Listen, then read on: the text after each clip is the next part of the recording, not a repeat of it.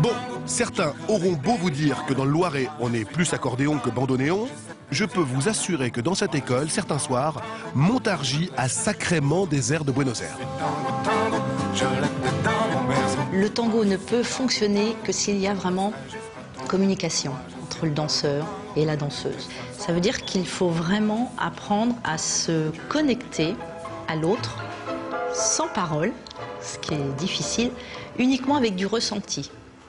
Quand on atteint ça, on est dans sa bulle et là, on est au 7e ciel.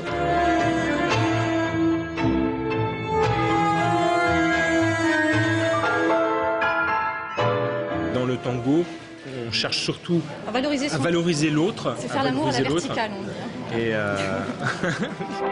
Faire l'amour à la verticale. Le tango serait-il aussi vieux que le Kama Sutra ? Alors, tel qu'on le connaît, on parle souvent du tango vers la fin du 19e siècle, début 20e siècle, puisqu'on a des premières traces d'enregistrement.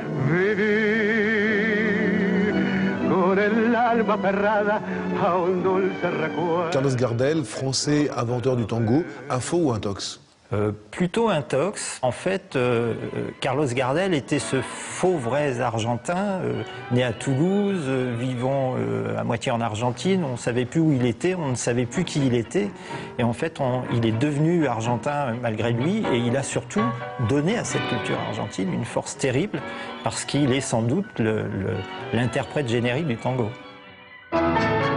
On est toujours dans l'improvisation. Quand on danse le tango, on peut faire 100 tangos, il n'y en a aucun qui va ressembler à l'autre. Qu'est-ce qui fait, selon vous, que cette danse ait connu un tel regain d'intérêt ces dernières années?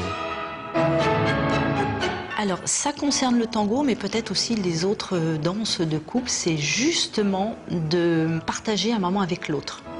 De faire attention à l'autre. On a une vie stressante, tout le monde court.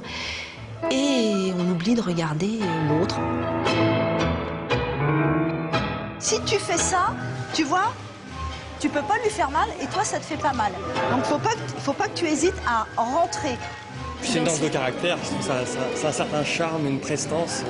Et puis c'est l'occasion aussi dans la semaine de passer 1 heure, les bras, l'un dans les bras de l'autre. Voilà, c'est un moment particulier dans la semaine. Et rassurez-moi, c'est pas la seule heure que vous passez dans les bras. Non, mais c'est un temps où qui est réservé pour nous deux.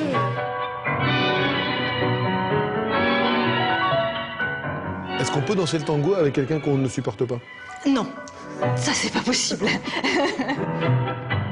Il suffit de regarder les couples danser, les échanges. Ça rend très très très amoureux le tango en fait, je pense. Très très amoureux.